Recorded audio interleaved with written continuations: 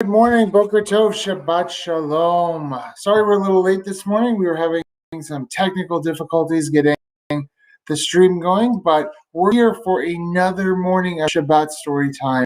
It is so glad to see you all today, joining us as we celebrate this Shabbat, as we celebrate this day that God has given us, this day that might be a little bit beautiful out today. We can't really tell yet. It's a little cloudy, but be a great day nonetheless because it is Shabbat. And as we come together for Shabbos today, as we come together for this day of rest, let's begin by singing some songs, and then we'll tell some stories, and we say bim, bam, bim, bim, bim, bam, bim, bim, bim, bim, bim, bam, chiri, biri, biri, bim, bam, bim, bim, bim, bam, bim, bim, bim, bim, bim, bam. Shabbat Shalom, hey, Shabbat Shalom, hey, Shabbat, Shabbat, Shabbat, Shabbat Shalom. Shabbat Shalom, hey, Shabbat Shalom, hey, Shabbat, Shabbat, Shabbat, Shabbat Shalom. Shabbat, Shabbat, Shabbat, Shabbat Shalom, Shabbat, Shabbat, Shabbat, Shabbat Shalom, Shabbat Shalom, hey, Shabbat Shalom. Hey, Shabbat, Shabbat, Shabbat, Shabbat, Shalom. Bim, bam, bim, bim, bim, bam. Bim, bim, bim, bim, bim, bam. Ma yafe hayom. Shabbat, Shalom. Ma yafe hayom. Shabbat, Shalom. Shabbat, Shabbat, Shalom. Shabbat, Shabbat, Shalom. Shabbat, Shabbat, Shalom. Shabbat, Shalom. So we had a holiday that happened this past week called Yom HaAtzmaut, and it was a birthday celebration, not a birthday of any one person, but the birthday of a whole country. Israel, the Jewish state on the other side of the world, had its 73rd birthday. Now, for some of us, that may seem really old, but really for a country, it's not. Israel's a really young country that, for some of our grandparents, they were alive when Israel was established, when Israel was founded. And so our first story today is going to be about Israel, about going to Israel, which I hope at some point all of us get to do. And it's called Dinosaur Goes to Israel. And it's by Diane Levin, Rockwerger, and the pictures are by Jason Wolf.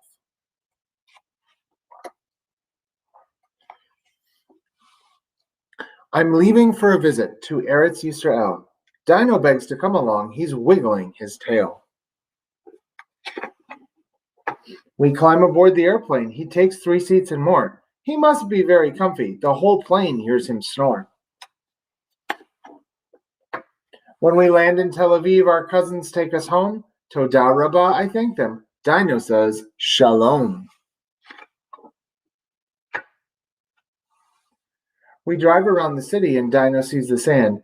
He begs to get out at the beach, his bucket's in his hand. For lunch, we eat falafel with salad, chips, and pickles. I wipe some dribbles off his chin. He laughs and says it tickles. Our next stop is Jerusalem, and Dino is so tall. He tucks his message way, way up atop the Western Wall. Dino stops to chat with camels as we hike around a lot. He invites them to go snorkeling, but they say they'd rather not. I ride up Mount Masada. Dino hikes the snaky path. We cool off at the Dead Sea. He enjoys a warm mud bath. Our last stop is the busy shuk to buy a souvenir. Dino picks a shofar to blow on the new year. And when we're finally home again, Dino starts to wail, when can we go back again to Eretz Yisrael? The end. So our next story is just a fun one. It's called bone button borscht. Now, borscht is a soup that is made with beets, a red root vegetable. And this story is about beets and borscht and a soup made with buttons. One dark winter's night, a ragged little beggar hobbled along a lonely road. It was snowy and bitter cold, but in his head it was warm and rosy. He saw a blazing fireplace and a table loaded with bowls of borscht, noodle pudding, roast chicken, fruit, nuts, and a jug of wine. And his host was saying, "More chicken, Mr. Beggar?" And he was saying, "Oh no, I couldn't eat another bite." Ah, there's nothing like being a beggar, he thought. Such good it brings out in people. They share, they give, and me, I get a little something too. It's perfect. The beggar reached the crest of the hill. He peered out through the driving snow into the night. "So where's the town?" he asked himself. "There should be a town at the bottom of the hill, and I can't see it." As he walked downhill, small, shadowy houses slowly took shape on his left and on his right. "Fine," he said. "Now I see the town. But where are the lights? Where are the people?" He knocked on a door. "Please, a little food for a poor starving beggar?" he cried. A face appeared in the frosty window, then vanished. There were footsteps, and then silence. The beggar went to another house and knocked. "Please help me, I'm hungry and cold." "Go away," called a voice from within. "Just let me in for a few minutes even." "No, go away." So the beggar moved on from house to house and door to door, but no one would help him. What is wrong with these people, he wondered. He trudged further down the road. Suddenly, he spotted a thin line of light in the snow. He followed it to a crack in a doorway, pushed the door open, and went inside. It was a synagogue. "Thank God for synagogues," he cried and rushed inside. As he warmed himself by the stove, he looked around the room.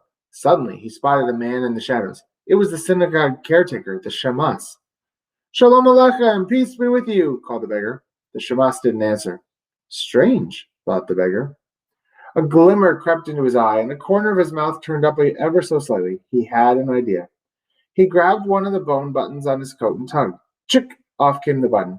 Chick, chick! Off came two more. Chick! And another. Chick! And another. Still the shamas didn't speak. But now he was looking at the beggar. Now he was curious. The beggar counted the buttons. There were 5. "Oi, if only I had one more button," he said. The shamas said nothing. "Oi, if only I had one more button." Still the shamas was silent. "Oi, if only I had one more button." Finally the shamas spoke. "Look, mister, I won't give you a button. Nobody in this town will give you a button." "Why not?" asked the beggar. "Because we're poor, Mr. Beggar. We don't give to each other anymore. So why would we give even a button to a stranger?" "Why?" asked the beggar. "Because with one more button, I could make us a soup. I could make a nice hot borscht." "That's ridiculous," scoffed the shamas. "Impossible. Nobody makes borscht from buttons." "Mr. Shamas," said the beggar, "I'm shocked. Haven't you ever heard of bone button borscht?" "Bone button borscht?" asked the shamas. "Let me explain," said the beggar. "These buttons in my hand are very special. With just one more button from you, I can make bone button borscht for the whole town. I can make you a miracle, Mr. Shamas." Naturally, the shamas was very curious. "All right," he cried, "I'll get the button." And he ran to the door. "Wait," called the beggar. "I'll need bowls and cups and a knife and a ladle and a spoon. Oh, and a pot, maybe." The shamas sped down the road to the tailor's door and knocked. "Mendel, Mendel, give me a bone button," he called. "No, go away," shouted Mendel. "No, Mendel, you don't understand. The button isn't for me," said the shamas. "It's for the little beggar in the synagogue. He's going to make a miracle." "With my bone button?" asked Mendel. "What's he going to do? Raise it from the dead? Teach it to sing, maybe?" "No, Mendel, he needs it for the borscht. He's going to make borscht from buttons." "That's impossible," scoffed Mendel. "Nobody can make borscht from buttons." "Listen, Mendel," said the shamas. "Give me the button. What's it going to hurt? Maybe we'll have a miracle." "All right," replied Mendel. "Excuse me. I'll give you the button. But I want to come too. I want to see this miracle." "So come," said the shamas. They ran to the house next door and knocked. "Leah, Leah, give us a wooden spoon," they cried. "No," she shouted. "Go away." "Leah, it's not for us. It's for the little beggar in the synagogue. He's going to make a miracle." "With my spoon?" asked Leah. "What's he going to do? Use it to part the Red Sea? Teach it to dance, maybe?" "No, Leah, he needs it for the borscht. He's going to make borscht from buttons." "That's impossible," scoffed Leah. "Look, Leah, give us the spoon. What's it going to hurt? Maybe we'll have a miracle." All right, replied Leah, but I want to come. I want to see this miracle. So come, said the Shamas and the tailor. And my family too, she added. So bring them, they said. So Leah, her family, Mendel, and the Shamas marched down the street. They banged on doors. They begged and they borrowed cups and bowls, a ladle, a knife, and a huge soup pot. Along with all these things, the crowd grew. As it chattered its way up the street to the synagogue, others came to their windows and doors. Where are you going? They asked. What are you doing with the pot? And the people in the street replied, There's some beggar in the synagogue who says he can make borscht from buttons. That's impossible, shouted the people in the houses. But they were curious. So they grabbed their hats and coats and joined the others. By the time the Shamas reached the synagogue, the whole town was with him. The people crammed themselves inside. The beggar looked up and cried, Shalom Aleichem, peace be with you. There was a long silence. Then someone called out, So, Mr. Miracle Man, make us a miracle. You want a miracle? The beggar asked. I'll give you a miracle. Pot, he cried. They put the pot on the stove. Water, they poured in the water. Button, they gave in the button. Plunk, plunk, plunk. The beggar dropped in all the bone buttons. He picked up the wooden spoon and stirred. When the pot began to steam and bubble, he spooned out some water and took a sniff. Not bad, he said, but it could be better. What could make it better? Asked the people. A little sugar, a little salt, a little pepper. That could make it better, replied the beggar. So they brought him sugar and salt and pepper. He sprinkled them all into the pot and stirred. Then he took another sniff. Not bad, he said, but it could be better. What could make it better? Asked the people. Have you got any pickle juice? That could make it better, replied the beggar. So they brought him pickle juice, and he poured it into the pot. The beggar stirred, and then he stopped. He looked at the people, he looked at the pot. He looked at the people again. Then he shook his head. You've got problems, Mr. Beggar, asked the Shamas. The beggar frowned. Wait, said the Shamas. He ran to the cupboard and brought back a bulb of garlic. Would this help, Mr. Beggar, he asked. Why not, laughed the beggar. Mr. Beggar, I've got some carrots, someone said. And I've got beets, called another. I've got onions. I've got beans. Would these help, Mr. Beggar, they asked. They wouldn't hurt, laughed the beggar. So the people ran off and returned with their arms full of vegetables. The beggar sliced them all. He diced, he chopped, he shredded. Then he dumped them into the bubbling pot. And he stirred that borscht round and round. Do you know what we have here? Asked the beggar. We have a beautiful borscht, that's what we have. A very tasty borscht. Now some people say a little bit of cabbage really brings out the flavor. But I say keep it simple. Who needs cabbage for borscht? At the back of the synagogue, a woman waved her arms. Mr. Beggar, you want cabbage? I've got cabbage, Mr. Beggar. Before he could reply, the woman was gone. She returned with a sack full of cabbages and handed it to the beggar. He looked at the cabbages. He looked at the people. Then he shrugged his arms and began to chop.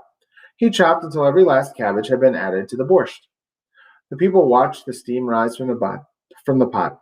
They listened to the bubbling borscht. They smelled the rich, sweet, and sour aroma as it filled the synagogue.